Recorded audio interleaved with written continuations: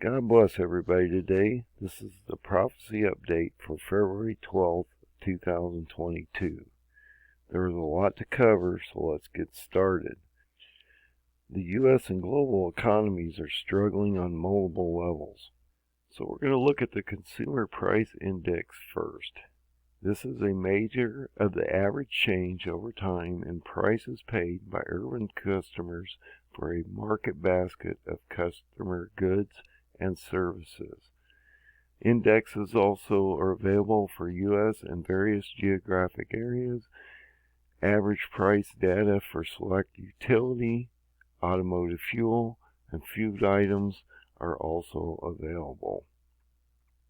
So the Customer Price Index shows, or is an indicator of inflation. And as you can see in January, we just got this report out, that it spiked to 7.5%. Now you can see this has not happened except back in the 70s and 80s when we were under major economic duress and interest rates were exorbitant and housing and other costs were extremely high, up to the point where you were paying up to 18% for a house on your loans. So this Customer Price Index is extremely important. It shows here back then it was 14%, but I remember loans up to 18% at that time. And yes, I was alive back in the 70s and 80s when this occurred. So I do remember this time and how excessive the loans to just buy a home or anything like that was extremely expensive, and the interest over time would basically destroy the value of a house. But regardless of whether we're back in the 70s or 80s, over the last 12 months, rent prices have spiked to an unprecedented 17.8% higher nationally. So you're already paying an 18% jump in rents and potentially an 18% jump in housing if you're buying. So we're already at the levels in some respects, not loan-wise, but inflation-wise in the cost of housing and rentals. And what we saw during the epidemic, or this pandemic, is that a lot of the urban residents started to move out of the city because they could work at home. That brought them to a rural destination, but then they didn't realize that usually if you have to move to a rural destination, you have to buy a car to be able to get to work. If you're not going or working from home, you're going to have to, transport, and the cost of fuel now is at $3.50 a gallon. So that doesn't necessarily equate to a good move after a point when fuel has raised so high, inflation's high, rent and housing is 20% higher. You can offset that by working at home and potentially offset that by moving to a rural area that's half price on housing or rentals in general. And so there's a trade-off there. But another thing that happened is because they had to go out and buy a car in a lot of instances, that also created a shortage in vehicles. And on February 3rd of this year, the U.S. national debt tops $30 trillion for the first time in history. So the government just can't quit spending. And we just added $7 to $9 trillion to the national debt through all of these stimulus packages and things that the government just placed on us. So this debt will have to be paid off. And if interest raises, we have to pay the interest on the $30 trillion that we owe. So every time we get a 0.25 raise or a 0.5 raise, or over time we end up with a 2 or 3 or 4% raise in the interest rates, because Powell's going to have to raise them soon, March, this is going to start to make loans and all interest on all debt through across the board go up. So it's going to cost us hundreds of billions of dollars to service this debt that we've acquired. And since the Fed is so far behind in trying to handle inflation, how inflation's spiking, they're so far behind the ball that at this time they are talking about, at least a number of banks are talking about, a 5 to 7 rate hike this year. This year. Now, if you go back a year ago, we weren't supposed to see maybe a couple rate hikes in this year and maybe a couple more next year. Now they're talking 7 or more. And this will be dependent on whether Powell from the Fed decides to do a 0.25 raise initially, and every meeting afterwards to try to catch up with inflation, or he'll do a 0.5% raise, which is a massive raise right off the bat, which could potentially shock the markets, and then do incremental raises after that to get to maybe 2% or 3%, so they can offset some of this inflationary environment, is going to be extremely hard for the Fed to do when they've been so dovish in the past, and they're going to be dovish, I believe, in the future. He's not going to do a 0.5 raise. He could, but history sort of shows us that he's not going to do that. He's going to do a 0.25. He thinks, or at least Powell thinks, that the markets will handle a incremental raise better than if we add larger raises and not as many hikes. But this isn't necessarily going to work because they're already behind the ball. They're still buying bonds, and that's added a huge amount of liquidity to their balance sheet. And so this week we saw bonds spike, and we're going to get into these bonds in a little bit because the 10-year bond is an extremely important indicator in inflation and how the economy is doing. So we're going to get into bonds a little bit later. But this week we saw a 10-year bond spike over 2%. Okay. A few weeks ago, a month ago, it was at 1.5 or 1.4. Okay, we're at 2%. This could go to 2.5 to 3%, and it probably will. This changes the whole effect of how the Fed has to react to inflation, and how fast they have to move, and how hard they have to adjust these rates to catch up with inflation in general. And so for them to even be talking about a 0.5 rate mattered. Now, when they said 0.5 rate and they started coming out with this, bonds fell off a little bit. But when Powell comes out and clearly states in March, and this is another month, he's going to have to make this decision, and we'll see what happens in the next month. But as we start to find out that maybe Powell isn't going to raise these rates at 0.5, and he's only going to go to 0.25 at the first raise in March, this will probably force the bond market back up again, because they don't think he's going to be hawkish enough, or he's going to apply enough rate hike change to start to really send a signal to the markets that they're serious about inflation. They're going to do something about it. Now you can see from this chart that I've got here, this is the asset value balance sheet for the Federal Reserve from August 2007 to January 2022. And you can see they've been buying all these treasury bonds and assets that now they own approximately almost 9 trillion. The Federal owns 9 trillion in securities, bonds, and other things, treasuries. And this is something they're going to have to sell off.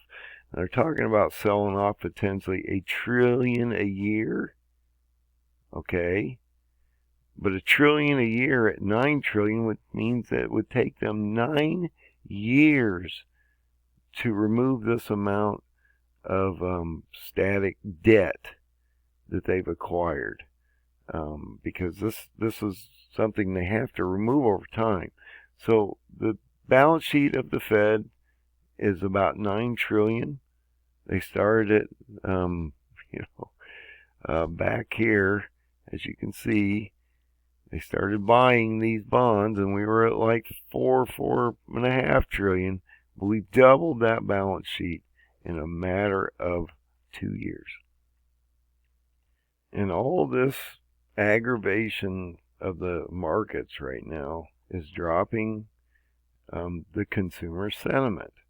So a survey through the University of Michigan on the index of consumer sentiment shows us that this has dropped dramatically on a year-to-year basis or month-to-month basis. So the current conditions are getting worse and worse out here. And as people are starting to feel inflation, the price of fuel has doubled since Biden's come in. Food costs have gone up dramatically. Everything costs more.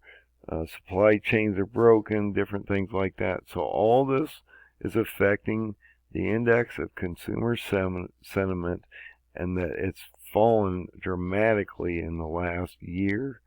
But there's been a sizable change of negative 8.2% just in the last month. And one of the leading indicators I've been talking about for a while is fuel, oil, crude, Brent.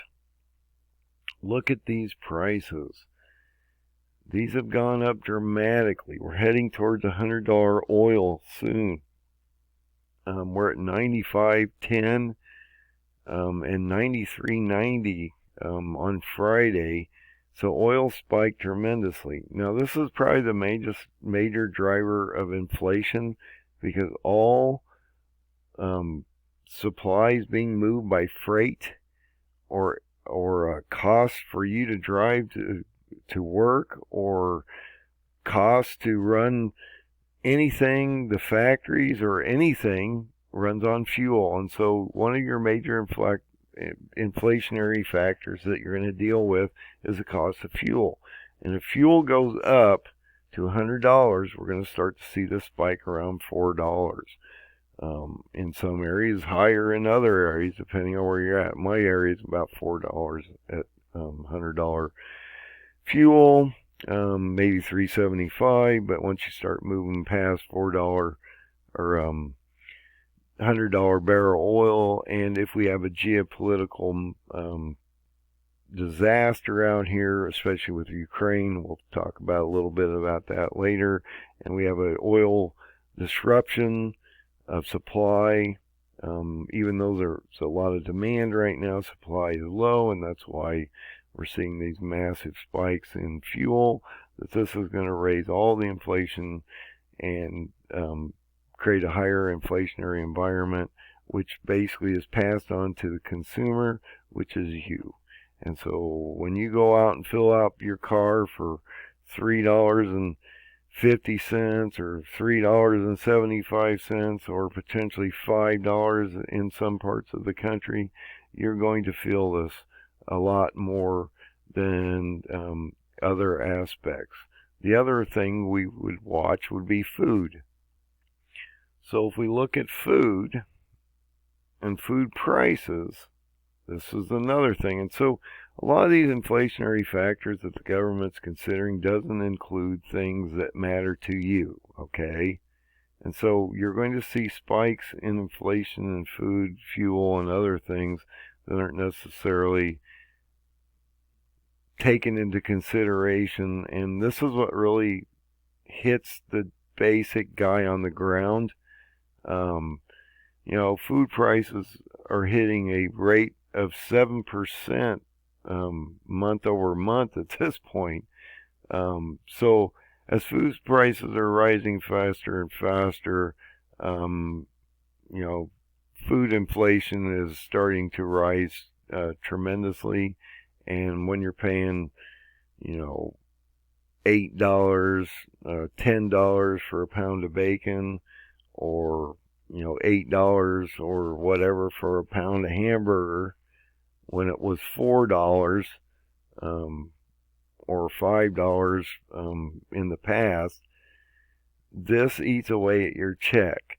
And so regardless of whether you're getting an increase in wages, it's getting eaten away on the other side by inflation through fuel, housing costs, food costs, and other costs that are being then distributed down to the consumer through price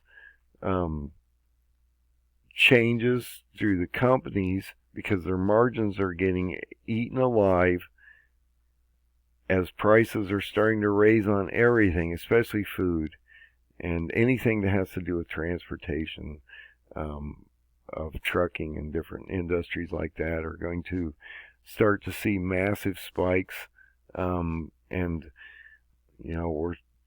It's just not going to get any better. These things are not going to improve as we move forward. So one of the main indicators that I look at is the VIX. This is what they call the fear factor for the S&P 500. This shows the expectation of volatility within the market.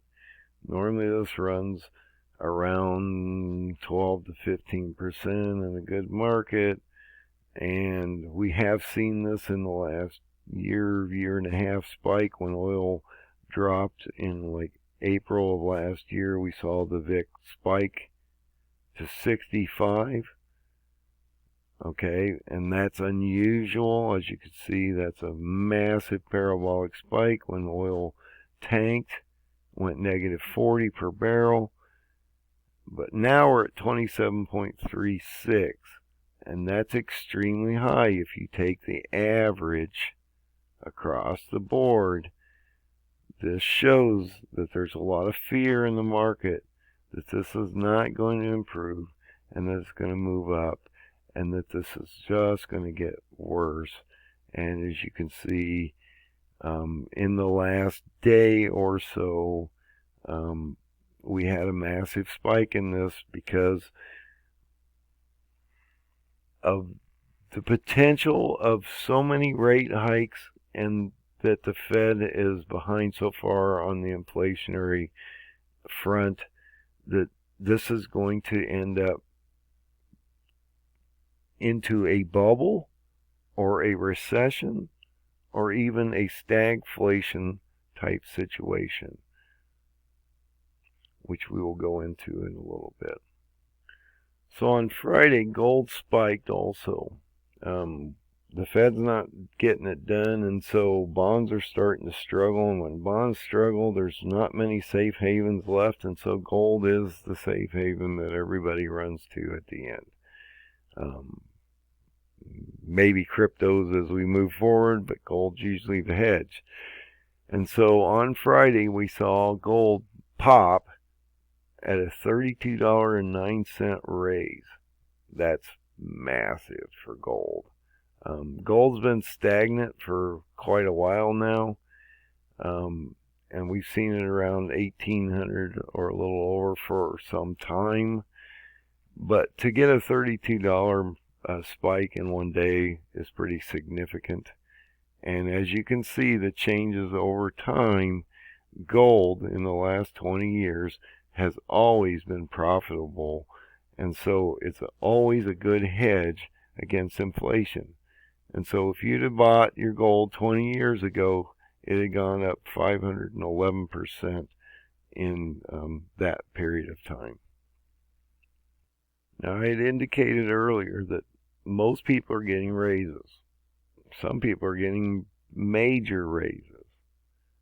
But the spectrum across the board, it is telling us that wages are falling more than they're rising. And it tells us here clearly that consumer prices for goods and services are rising at a faster annual pace in 4 decades, 40 years, eroding those gains for many Americans. As a result, real hourly wages, earnings minus inflation, means that your paycheck fell 1.7% to $11.22 on average is what people are making, from $11.41. So you see there's almost a 20-cent drop in nominal per hour wage. And if you take that on a 40 an hour week, that's a lot of money coming out of the household just through inflation. And so regardless of whether you're getting a larger check, and they're going to say, oh, you're making more money. You're not making more money because inflation is destroying you on the other end. And so we've seen your base pay fall on average. If you make $11.41 an hour, your base pay has fallen by 1.7%. And this chart shows the U.S. retail gas price this was on February 7th of 2022, how back in March or April of last year we were at $2.58, 59 cents a gallon, and we're at $3.53 per gallon at this point.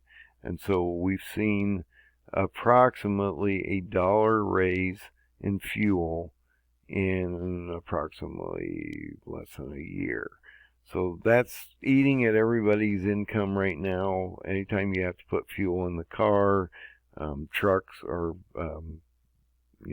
having to transport materials around the country, different things like that, is this one major factor of inflation and why prices of everything are going up. This problem is not happening just in the United States. It's a global issue that's occurring. Now, the United States is a different situation than China because China did not throw trillions of dollars of mass liquidity or money at the problem. And so they're in a deflationary environment, unlike us, which is an inflationary environment. And because they did not throw money at their people, China's bank loans have hit a record high in January. So people are borrowing credit because they're starting to get hit by inflation. We're going to start to see spiking of loans and credit through the banks. And as inflation starts to move these rates up, it's going to cost them more and more to borrow, just as our government would cost us more to borrow against our debt of $30 trillion sitting out there. So even though China's in a deflationary situation, their GDP has fallen back so heavily, almost half GDP from where they were, and they've had such stringent lockdowns that this is affecting their economy, and the people are now having to go into debt to survive. And so we're going to watch these bank loans start to sift through the world, low inflationary environments to higher inflationary environments. The United States are going to start to take on major debt over time because now they've lifted the moratoriums on rent. Housing's higher. People don't have the savings they used to. Because of the inflationary environment, they may be holding their savings and not spending it, so this means that possibly growth may slow down, which is good for inflation. But it could turn into stagflation, and we could end up in a recession as time goes on, so that's something we have to watch here. One thing that China's having issues with is their property sector. This started with an Evergrande issue. The government's been building a lot of ghost cities and different things like that to maintain their 8 and 9% GDP per year ratio. But these property sectors in China now are starting to have massive defaults. And if you go down into a lot of these defaults, you'll start to see that the contractors are not doing well with the sales. They're having trouble finishing or completing the projects for delivery to the customer. And so all these defaults from all these companies are starting to happen. Now, Evergrande's the main one, but as you can see, this is starting to be systemic throughout the whole market. And it's starting to even affect our markets over here in our property sectors, because the property sectors for rent or housing is so tight. It's at 97.5% capacity, which means there's very little housing or rentals available, which is forcing prices to go up extensively, and people are feeling this on the other side. So just realize that the property sector in China is reverberating throughout the world, and this is going to really affect a number of other sectors that deal with the property sectors, because they have to have contractors and materials coming in to finish these projects and things like that, and they're paying a lot of the people in China, but they're not paying any of the debtors outside of the country, and a number of different things. And so that's where these defaults are happening, is a lot of the foreign investors are just getting the shaft at this point. So the Chinese property sector is a mess. This is not going to stop. The Chinese government is trying to step in to stop it and to alleviate some of this through the local banks and things like that. But now they're shifting all of the stress to the local banks, and not necessarily through the government. So we'll see how that turns out over time. And another thing that we can look at is when all the other central banks of the world are starting to raise rates, but we're not, that should indicate to you that we're behind the ball to begin with. So Russia has raised their interest rates to a 5-year high. They actually went up a full point this last time, and they've done this a number of times. So at this point, all these countries are starting to raise these rates to the point where it's really getting hard on their societies and their communities, because everything's getting more and more expensive. So this isn't just happening here.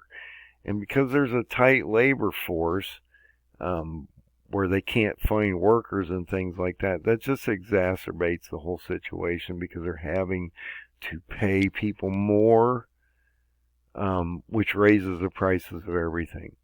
And so these interest rates are not going to go down. They're going to stay up.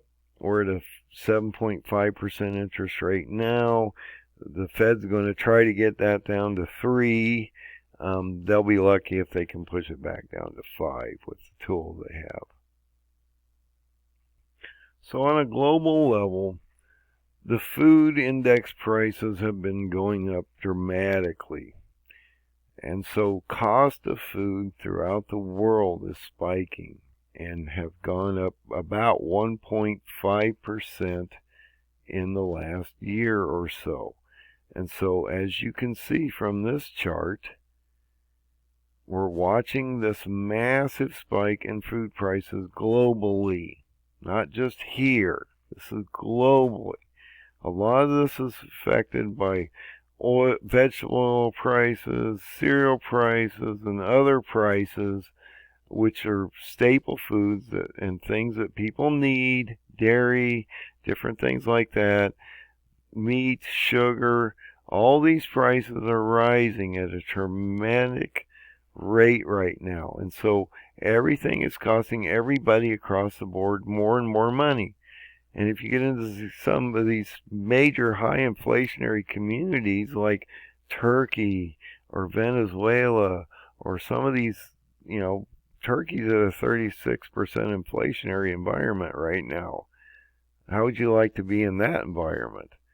So as you watch food prices spike throughout the world, we're going to watch more and more stress of hunger and famine and disease and different things like that as global economies and emerging markets start to fail in these third world countries and other places. And I was talking about Turkey. Well, they've cut their rates, and now they're getting cut themselves because Finch now has cut them to their debt rating to junk. So this is going to end up to be a real problem for Erdogan and Turkey before long, as it's harder and harder for him to borrow money from the global community when his debt rating is so bad. They're not able to know that this government will over time repay. And so it's going to be harder and harder for not only Turkey but other countries to borrow money to be able to fulfill their debt requirements, just as it will be for us as our rates go up and the interest on that debt compounds into the hundreds of billions of dollars of debt we have to service every year just because we can't stop spending. So as global growth slows down throughout the world, and we can see that through China mainly because they are they produce a lot for the world. When China slows down, the whole world slows down. The International Monetary Fund is telling us that through all the disruptions and everything that are happening out here, that we are starting to see a reduction of weakness within the global economies, and that they have now changed the global growth, and that it's expected to moderate from 5.9% in 2021 to 4.4% in 2022, which is a drop of 1.5%. So as you can see, the global growth for the whole world, the whole economics of the whole world are starting to slow down, and this is going to be a problem in general and cause what I call stagflation, I believe. So let's go through the terms recession and stagflation so you can see what the differences are. A recession is a period of temporary economic decline during which trade and industry activity are reduced through a slowdown, generally identified by a fall in GDP in 2 consecutive quarters or half a year. So we're starting to see potentially we could go into a recessionary environment if we see 2 consecutive GDP quarters fall.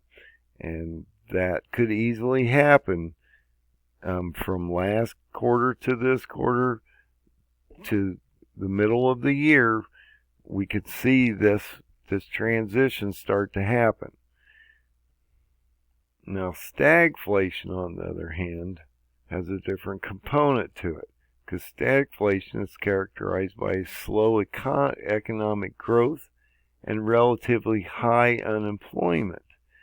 Where right now we have, they say we're at full max employment, but it's hard to understand how that can happen when they have 9 or 10 million jobs sitting there in the United States economy that are open, and you have 6 million people sitting on the sideline prior to the pandemic that used to work that aren't now. They either aren't working, have decided to take early retirement, are looking for a job still, or just fallen off the rolls completely. And so this relatively high unemployment or economic stagnation, which is at the same time accompanied by rising prices or inflation. Stagnation can be alternatively defined as a period of inflation combined with a decline in the gross domestic product, or GDP. So if you look at stagflation, this is what I was talking about a year ago. That if we watched the economic slowdown due to the virus or the epidemic out here, and that you have high unemployment, being that we had a lot of people out of work and still do, and a lot of people just don't work, in general. I don't know how that works, that we would end up with economic stagflation, and that would be increased by high inflationary prices and a decline in gross domestic product. And we're starting to watch all these things happen. So what the government's going to try to do is they're going to try to do what they call quantitative tightening. Okay, well, quantitative tightening hasn't occurred in 2 decades. Because we haven't been in an inflationary environment where we've had to, and so we've had this Goldilocks beautiful time of 20-some years of low inflation, no interest rates, and free money. But that's going to start to change. This $9 trillion balance sheet and all this quantitative easing and money and liquidity that they've thrown into the market is going to stop. Okay, so people aren't going to get extra cash. Their savings accounts are going to start to fall. Companies aren't going to get extra money to survive. And as they start to tighten and reduce liquidity in the market, you are going to start to see defaults occur because they can't survive in this environment. If we have another breakout of COVID, the BA2 variant or the BA3, which we haven't heard much about because there's 3 major variants on the Omicron, but the B2 or BA2 is the one that we're dealing with now, which is more contagious than the first one, which was BA1. And so as this starts to, and we're at a peak point right now. People don't realize right now we're at a peak point of the Omicron. And so will we see this go down? It's extremely infectious, and so as they open things up to try to hold these economies together, they reduce the mask mandates and different things like that. Are we going to see spiking or potentially a breakout of an additional variant that's going to be much more contagious or more severe? The goal to reduction of stress on the system is to try to keep hospitalization and deaths down. Otherwise, it overtaxes the system, and then we see a higher death rate due to we don't have the ability to keep up with the virus and the disease influx within the community. And so as it goes through the community like wildfire. The hospitals and first aid responders can't maintain and keep up with the workload that and the stress is being placed on them. So this is extremely important. Most people don't and have never heard of quantitative tightening. But for years we've done quantitative easing and printed money and saturated the whole market with dollar bills and different things like that. They're going to have to shut this off, and they're going to have to start quantitative tightening, which is going to cause a problem because the markets are used to what I call the drugs. The markets have gone up parabolically without a major correction of 30 to 50% in the last year and a half. Why? Because the government is throwing money at it like there's a fire going on here. So once they stop doing this and they take the drugs away from the markets, this will affect them and they will start to feel this, and we could potentially see a 30 to 50% reduction in the market, which is something we have not seen. We've not had a major correction in the market for almost a year and a half. This is unheard of, especially through a pandemic. So there is going to be a major correction. It is coming. It's not a matter of if, it's when. And that when is going to probably be fairly soon, within the next few months, potentially. So Jeremy Grantham is a pretty smart guy. He's warning of a potential bubble.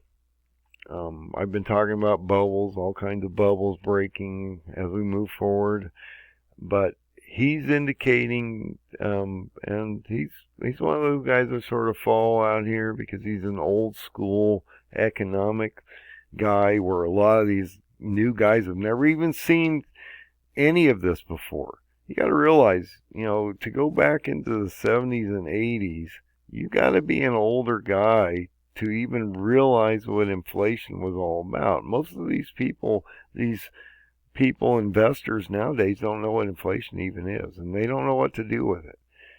So when you get a Jeremy Grantham that says that we're potentially heading into a magnificent bubble, crazier than 1929 and 2000, you might want to pay attention to this guy because he's a pretty smart guy. And if you look at the 1929 and the 2000 bubbles, you'll realize this was terrible. The 2000 was the tech bubble, and the 1929 was the, just a mess. So, we are looking at a bubble, and the reason we're looking at a bubble is that we're starting to see the yield curve potentially inverse. So this chart shows us when these bubbles occurred. This was the Great Depression. We saw that spike, that parabolic spike of that bubble. And in 2000 we saw another parabolic spike. And potentially we're starting to move into a third parabolic spike that could happen in the very short term, within the next 2 to 6 months. I would say shorter duration than longer duration, but we'll see. So when this goes parabolic, this changes the whole dynamic of the markets. And you start to see these massive yield curve inversions start to happen as interest rates start to spike up and the 2 and the 10-year bonds start to change position. So normally the 2-year bond would be gapped between the 10-year bond. You see a nice gap here. As you can see, these yield curves, now this is an older yield curve, but I just want to show you what this does. When the 2 starts to spike, as it did the other day where we had a massive spike of in the 2-year bond, and yes, we had a spike in the 10-year bond, but the 2-year bond was about a 2.5 times larger increase than the 10-year bond. And so as this starts to spike up, this 2-year spikes up, it'll start to surpass the 10-year bond and overtake it, and this will invert. Anytime we have a yield curve inversion in the past, in history, usually a recession falls within a few months. So if the 2-year moves past the 10-year rate, we have a yield curve inversion happening, which is a signal that there's something completely broken in the markets and that it will send us into a recession within usually 2 to 6 months afterwards. And this is why I stress so much about watching the 10-year and the 2-year bonds. You want to see this nice gapping. This is normal. When these lines start to cross to the point you have a death cross almost, pretty much, and the 2-year exceeds the interest of the 10-year bond, that means that the whole markets are broken at that point. Inflation and other factors have taken over, and the Fed has no ability to be able to control the situation, and will usually make it worse because they always act behind the curve. So if you see a yield curve inversion happen, this is probably one of the biggest signs that we can indicate that a recession is close and is probably going to happen within a month or two afterwards. So again, 1929, parabolic spike. 2000, parabolic spike. 2022, potentially another massive parabolic spike.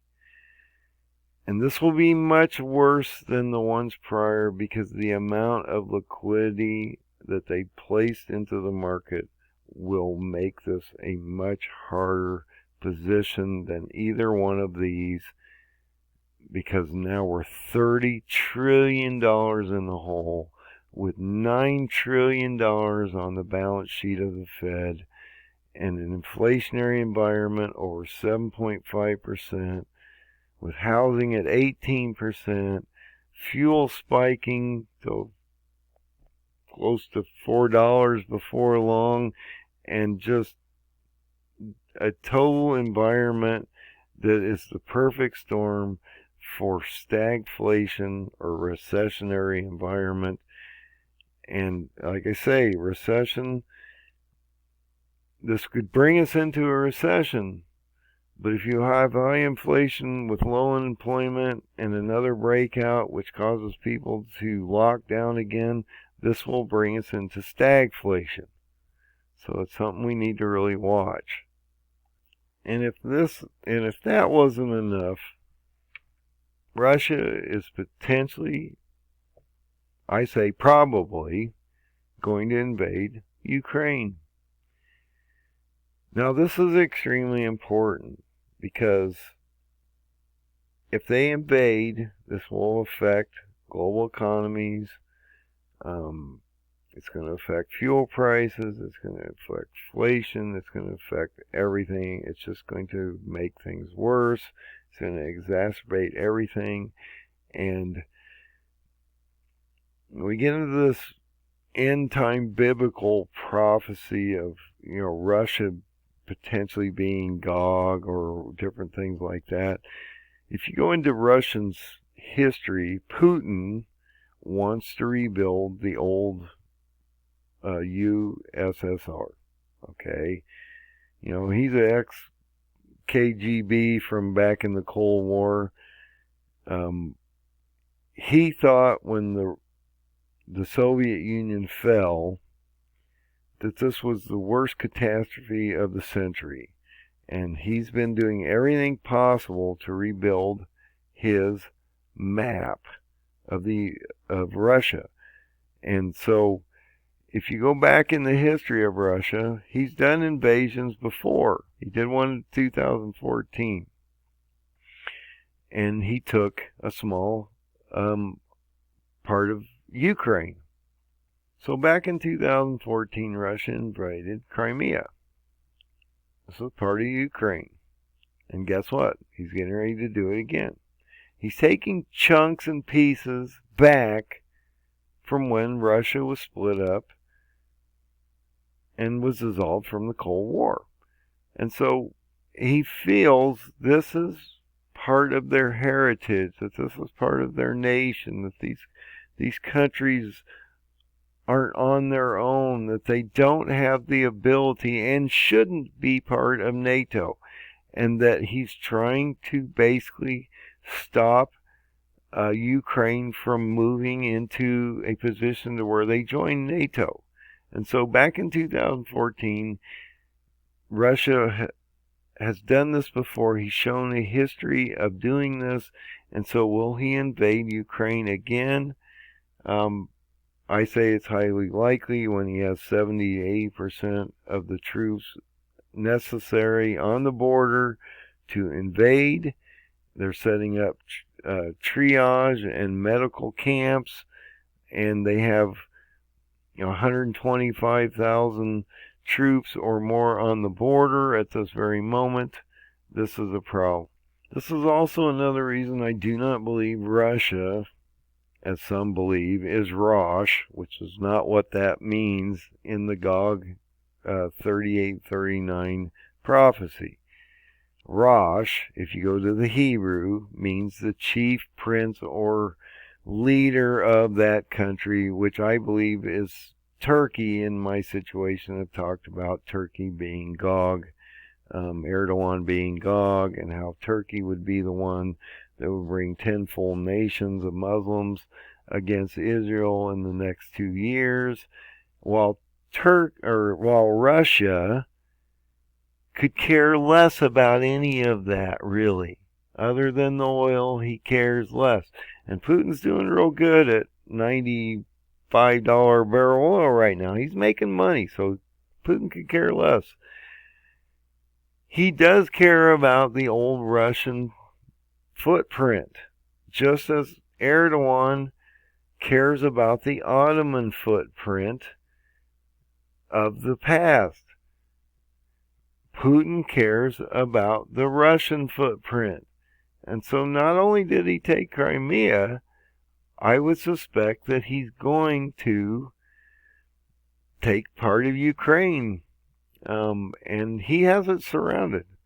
This gives a breakdown of this, how this is set up, how many soldiers Ukraine has compared to what Russia has, how they basically surrounded Ukraine at this point and are applying pressure from multiple sides, just as Turkey's doing to Iran right now.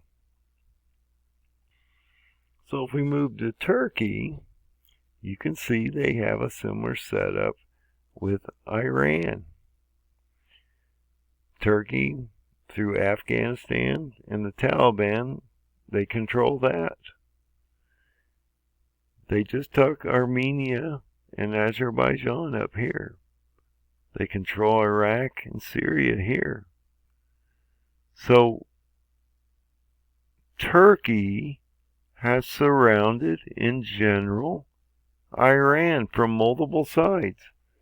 And, as we just found out this week, Iran is within weeks, if not by the end of this month, able to create a nuclear bomb. And so they found out this week that Iran is within weeks of having enough material for a nuclear bomb. This is terrible news. They're trying to restart up the nuclear talks, which are totally failing. Iran has not done anything that they've been told to do, and they've been continuing this program of creating a nuclear bomb that they seem to be on a road to almost success at this point. This is something that's going to cause Turkey a lot of angst. And Russia's not in a position at this point to come down here and attack in this area because they're dealing with Ukraine. Okay, and they don't really care about the Middle East other than the oil and a few things down there. So this isn't a Russian issue. And I'm so tired of hearing about how Russia is going to affect the Middle East and how Russia wants to take Israel. This has nothing to do with the communists, okay? So if Iran's within weeks of having a nuclear bomb, and Turkey has surrounded them, they're their best bet to remove Iran as a nuclear power. And I believe that's what's going to happen. And the reason I say this is going to happen is because I've been talking about this for years now. Daniel 8, 1 through 10. Okay? This matters to what's coming in the next year. Daniel 8, 1 through 10 stipulates and states this. When the Medes join Persia and they align, Gog of Ezekiel 38 and 39 goes over and crushes them. Okay? Well, I've said Gog of Ezekiel 38-39 is the white horseman, which is Erdogan, and that he is in the process of moving the Kurds from Syria and Iraq, pulling them down to Baghdad. As this collapses, this whole northern front's going to collapse, and they're going to drive them down into Baghdad area. Between Baghdad and Shush in the province of Elam, by the Ulai River, when they collapse, these armies, these refugees, and all these people are going to start to funnel down through this country as they're being applied pressure along the northern border of Turkey, or along the northern border of Iraq and Syria, along that southern border of Turkey, that this will all collapse down, and when they get into this area here, Turkey will come over and crush them. And I can't stress this enough. Look at this setup. Turkey owns this whole area up here, the whole northern border. It owns Syria and Iraq. It owns Afghanistan. It's 50 miles from Tehran, from Azerbaijan. This is an event waiting to happen. And it's not Russia that's going to happen. That's going to force this to happen. And when Daniel 8, 1 through 10 occurs and Tehran falls and Iran falls with it, geopolitically, it's a nightmare on fuel, inflation, prices, global slowdown, and just everything. It's just going to be terrible. A nation like Iran falling as a nation itself, to where Iran in general doesn't exist as a nation as it does today, will be devastating. It will send fuel prices through the roof. I could see easily $125 to $150 barrel oil, which would drive your fuel costs to $5 a gallon. And I know that sounds crazy, but if Iran falls as a nation by the end of this year, because they're weeks from getting a nuclear bomb, that's not going to happen. And another stress that's occurred is that Turkey's President Erdogan also tested positive for COVID in the last week or so. And so I believe this will make him feel vulnerable. His economy, his lira is falling. He's got an inflation rate of 36%. He's trying to do everything to shore up his economy as possible. The only way to get out of economic calamity is through war.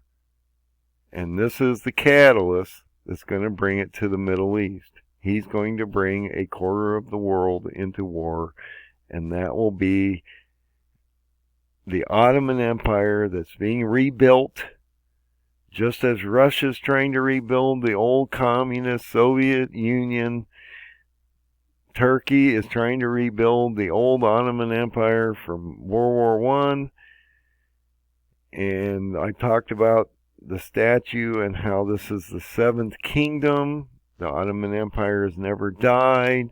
This is the seventh kingdom of the Jews, and that they'd have to endure this seventh kingdom. This Ottoman Empire will be vanquished on the sixth seal by the wrath of the Lamb as they attack Israel. By the end of 23, this will decimate all of his armies, and we will see the death of this man called Gog. Gog of Ezekiel 38-39, or Erdogan. But that's just prophecy. That's not me talking. That's what prophecy says.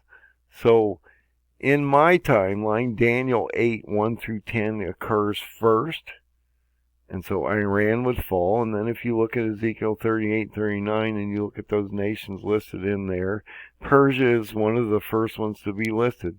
So Persia, Iran, is absorbed into this 10 nations of Muslims that are going to be attacking Israel in the near future, probably within the next 2 years.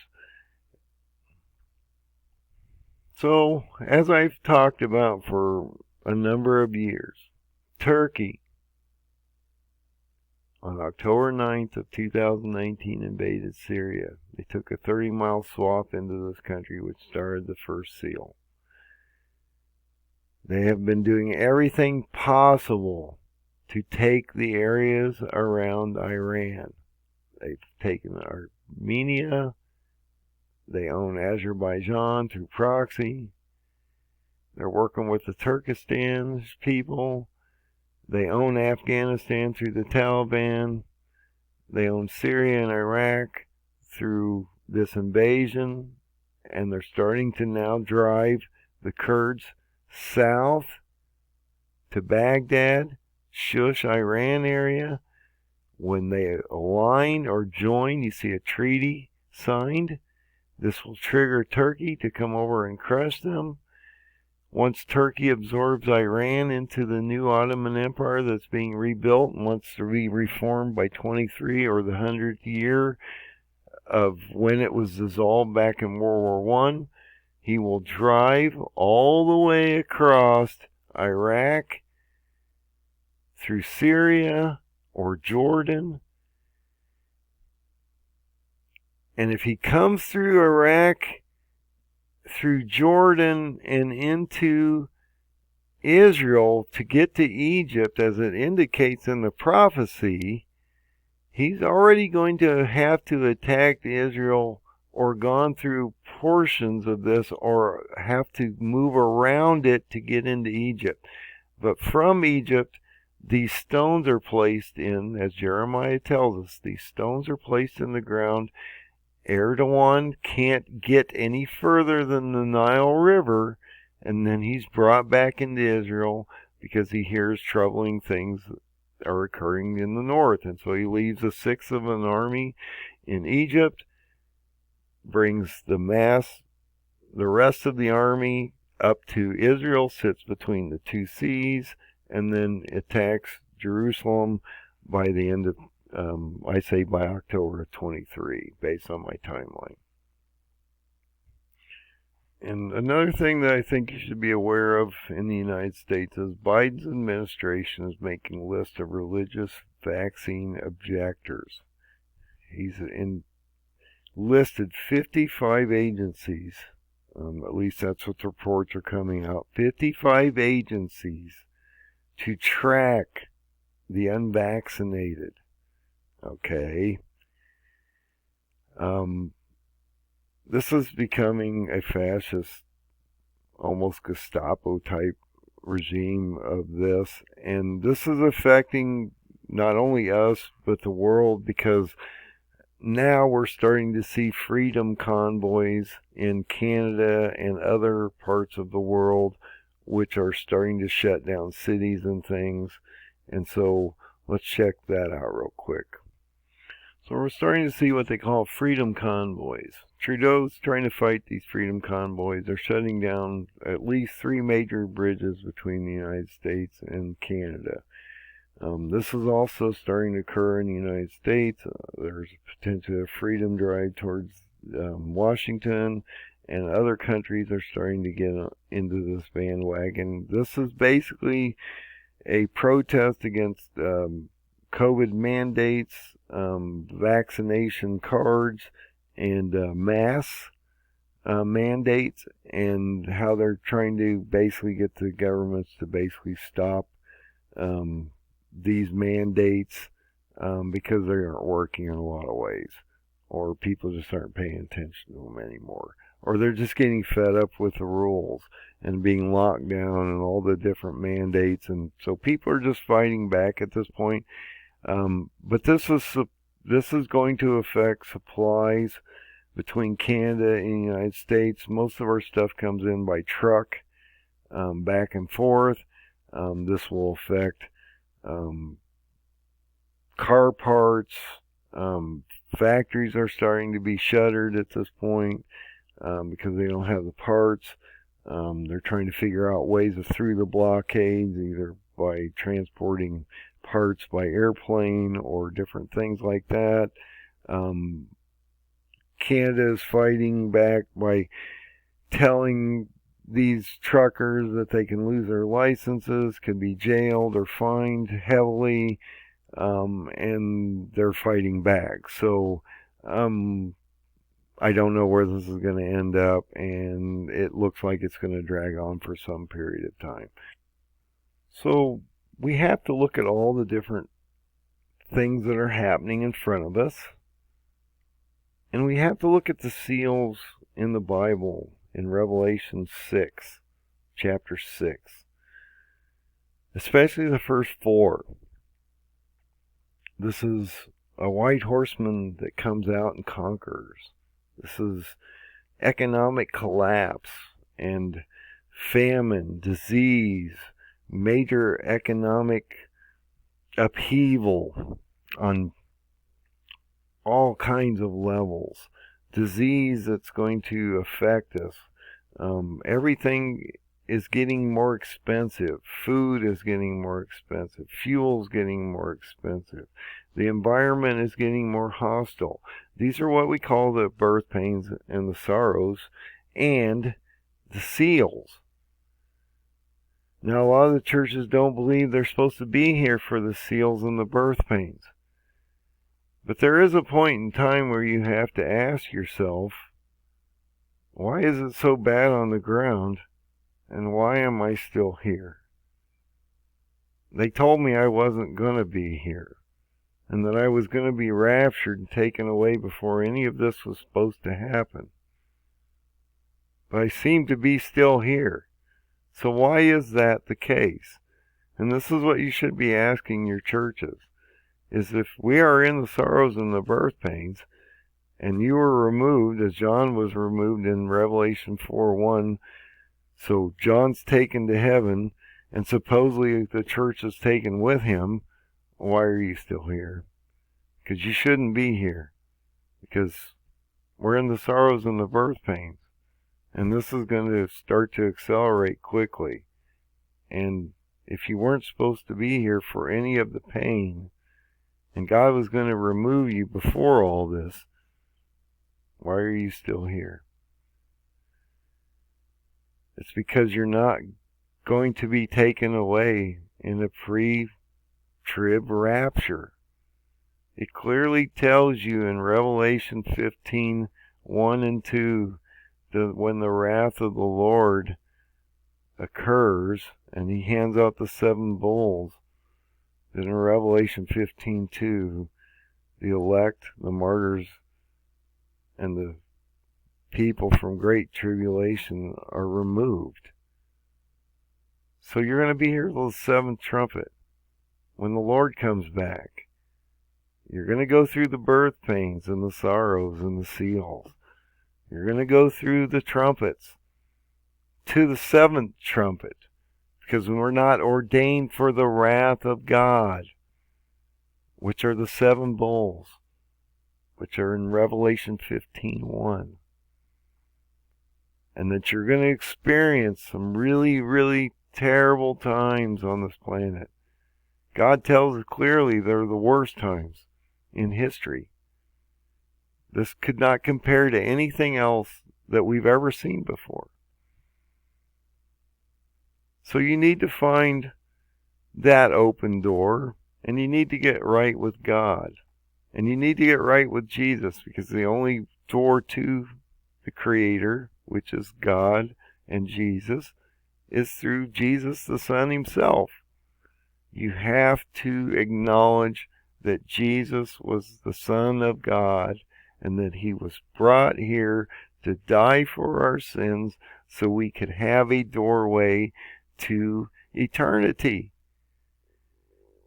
And that your choices that you're going to make down here in the next 5 or 6 years, as this starts to unravel and get really bad, will affect your soul and where you end up.